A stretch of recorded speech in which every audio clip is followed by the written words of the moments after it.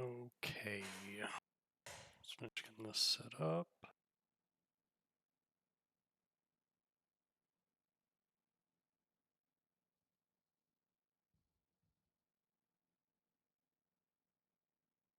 Well, I hope the game audio is working, but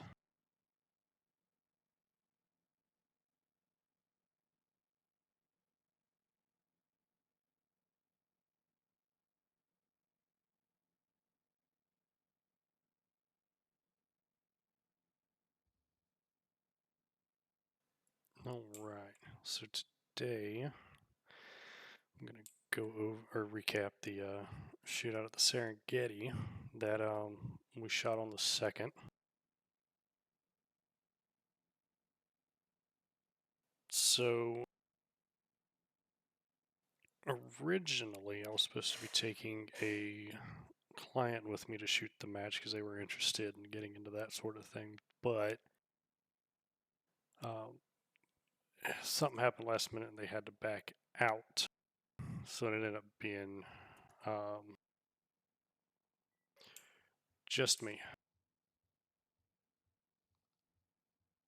And so I shot it with the 20-inch 5.56 that I have.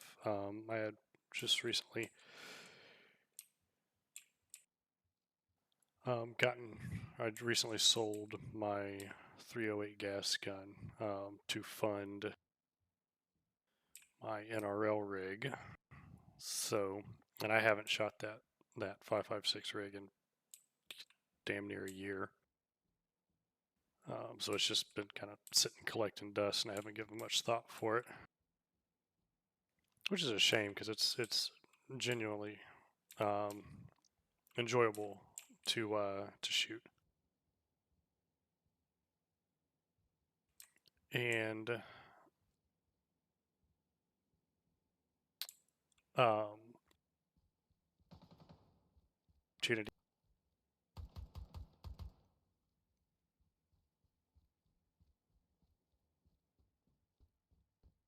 the match or that day. Like I could have gone to a range prior, but I just did not have the time.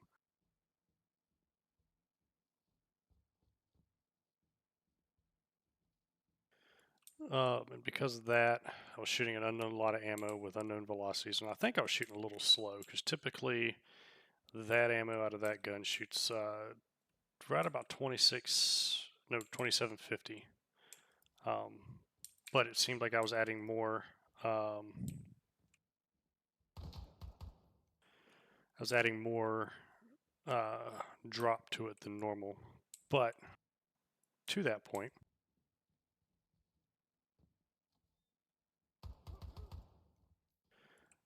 I did have, God damn it, I did have one instance prior to the match. I was getting out of the truck, getting ready. I'd leaned the gun up against the side of the truck, and it fell over. And I didn't think about it. You know, that gun's been good for the whole time I've owned it, right? Um, and so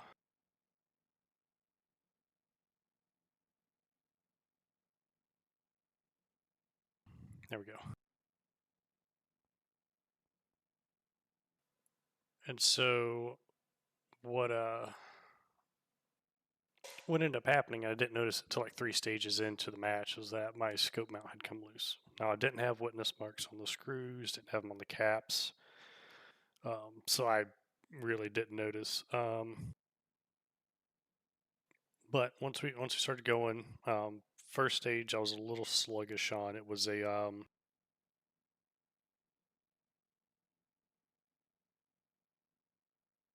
it was a it's not what I chose. Um, so basically, we had a reindeer prop that we were shooting off of. We had a straddle it, and then we had little antlers we had to shoot in between. So first position was on the left hand side, or no, one position you had to shoot offhand. So instead of shooting strong side, you shot weak side, which for me is left hand. Center position you could shoot either way, and then right position you shot off your right shoulder. So I started. Um,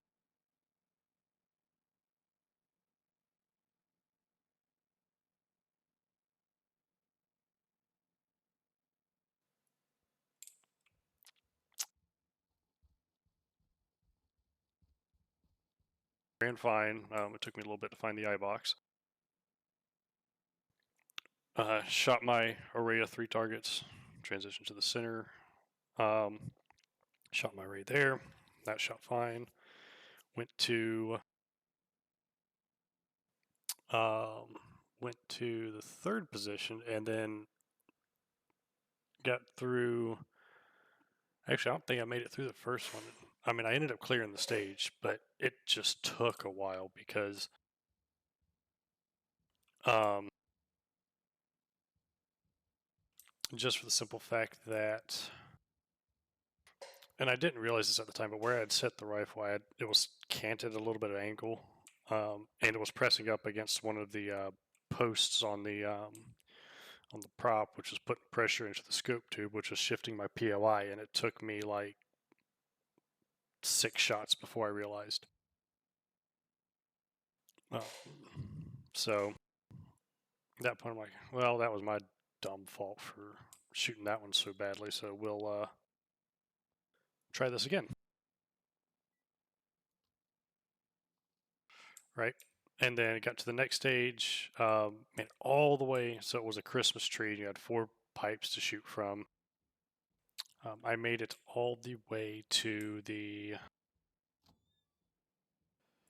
last position, hit the first target right as the timer buzzed. So there's 90-second.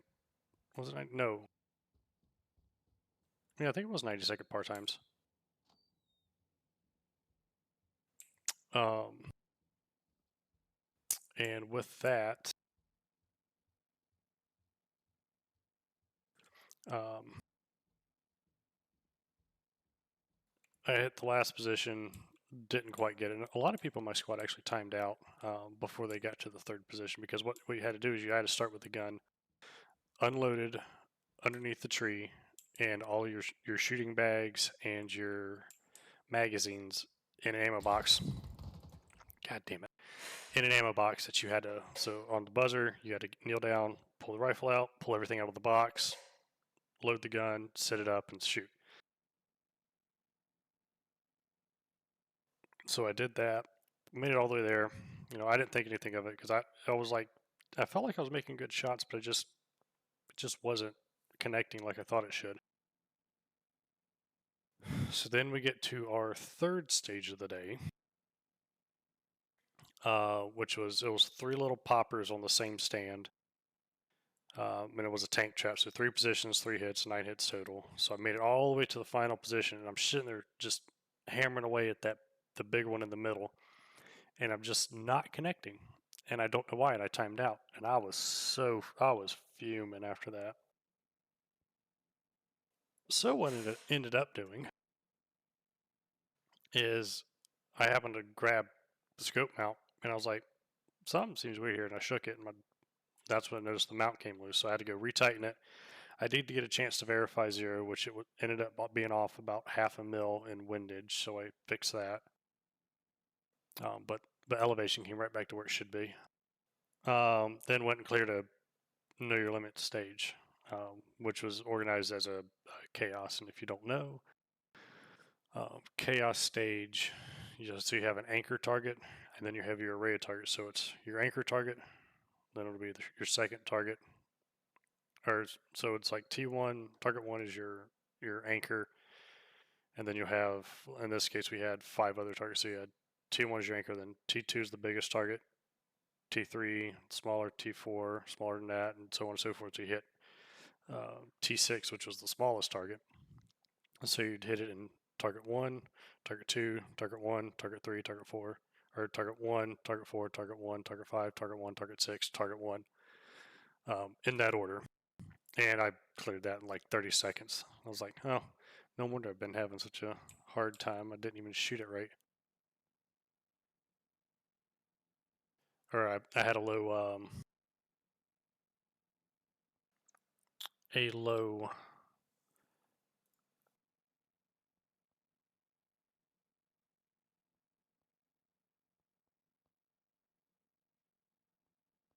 We're just going to change this. So I didn't really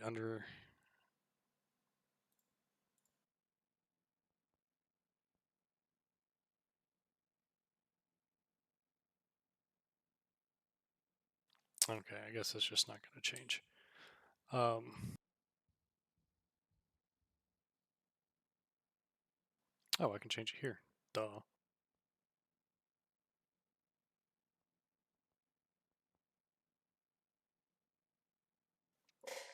So after that, we had finished up there, and then we had to pack everything up, move back down the range to where the actual firing line is. Because the way it's set up is it's an 850-yard range, but um, we start downrange, like halfway down the range, as our first firing line to get through the first 4 stages, and then we move all the way back down to the original firing line to finish out, so we can have the longer shots.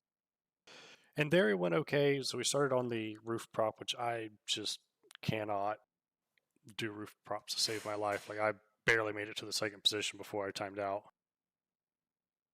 And our longest shots for the day were off of that roof prop.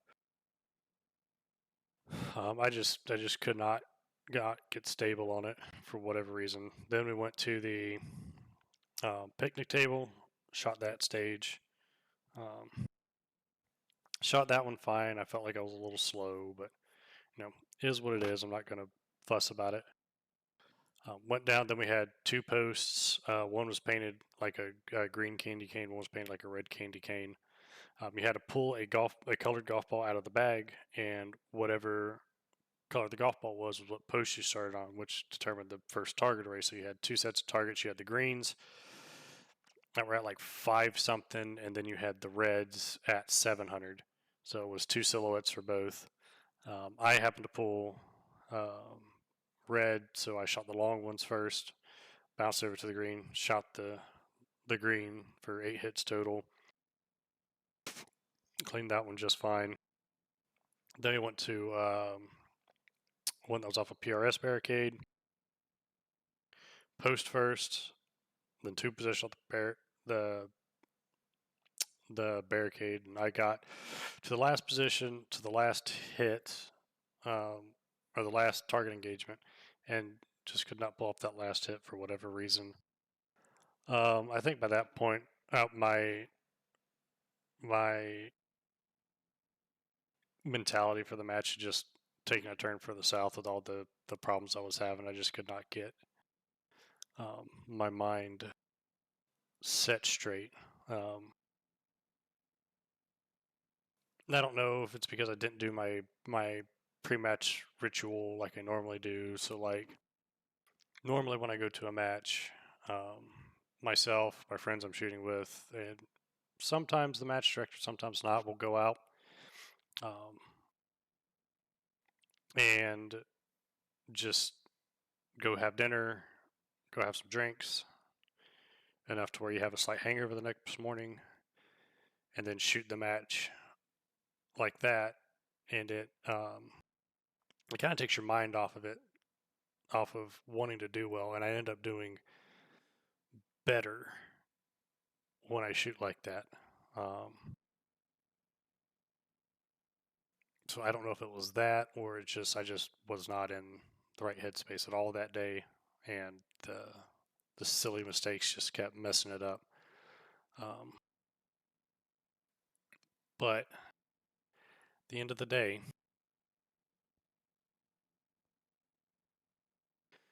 I walked away with a 23rd position, which is the exact same I scored last time I shot that match.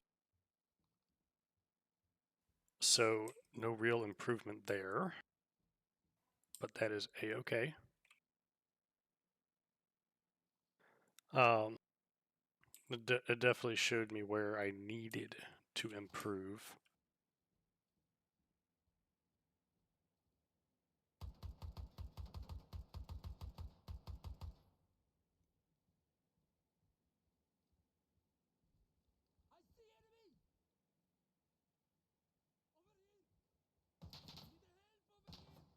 God damn it.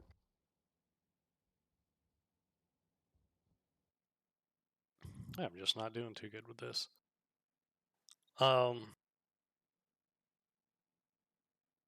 so I got what I need to work on. Which this year's been up and down with my match shooting, but typically I've shot in the past few years. I've shot a lot of like quantified performance and gas gun type stuff, and I'm taking a step away from that next year, and I'm going to be shooting a lot of NRL Hunter because those field style matches to me are a little bit more fun. I do enjoy those quite a bit.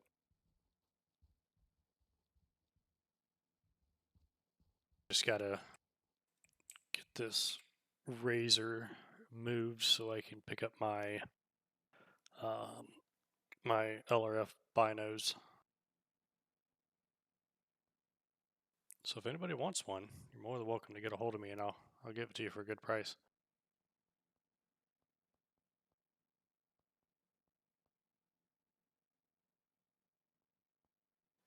But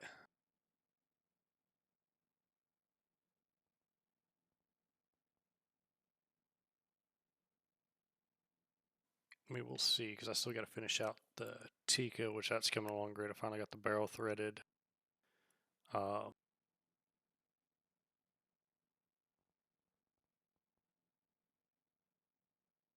I don't like that on that side. It's going to interfere with the cock and handle.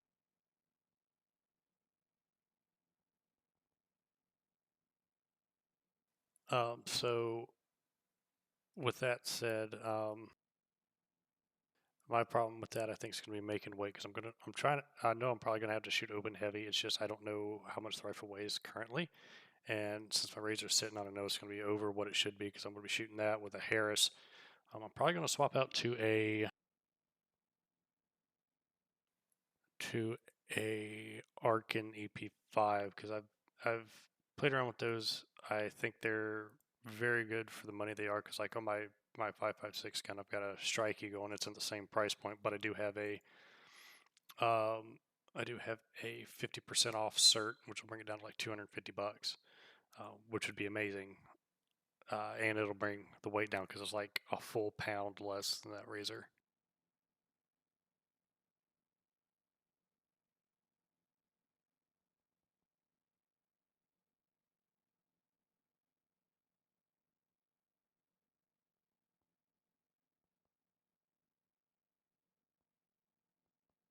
So we're going to try the suppressed MP5 for today.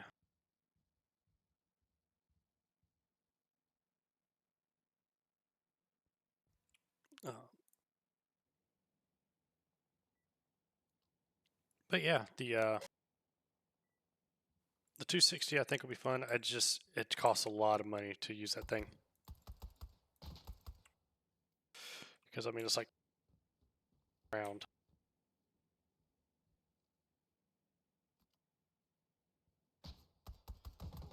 God damn it. So and I'll probably go through about 140 rounds at an NRL match, if not more, depending on how many stages there are. Because I know next year I'm going to be shooting the one in February over at Steel City Precision up in Tuscaloosa. I'll be shooting the arena one in March. Uh, then I think the one in Louisiana is going to be in April, and then there's another one in Alabama over by Birmingham in May, and I'm going to shoot those four. Those will probably be my only matches for the year. I might end up shooting another QP match or QP-esque match up at Peacemaker again because a good friend of mine runs those matches up there, and I shot it this year. Uh, and that whole area up there is just gorgeous. Like Winchester, Virginia, is where it's at. I really enjoy it. And I ended up because I flew and I don't have a Pelican case, so I wasn't able to take any of my guns up there. So I ended up shooting his Seekins 5.56 and ended up placing second overall at that match. It's kind of like the trial match, and we had a guy from Altus there who's like their long range guy, and he's the only guy who beat me out. But everybody else there was. It was. I thought it was going to be a lot stiffer competition than it was because I don't ever shoot that well. Um, but it was a good time. The festivities before and after the match were also very good. So we'll see if I can shoot these four matches and do at least four NRL matches and do pretty well. hopefully it'll qualify me to get an invite to the Grand Slam, which I would like to go to. It's definitely a good time. I do enjoy those matches. Travis takes good care of us out there. But anyways, that's it for the recap for the shootout at Saregetti. So I'm probably going to be gaming for a bit. So, and I'll be off. Let's see, Thursday, Friday, and Ready or Not 1.0 releases Wednesday. So I'll probably be streaming that Thursday and Friday. So yeah, come hang out. Thanks.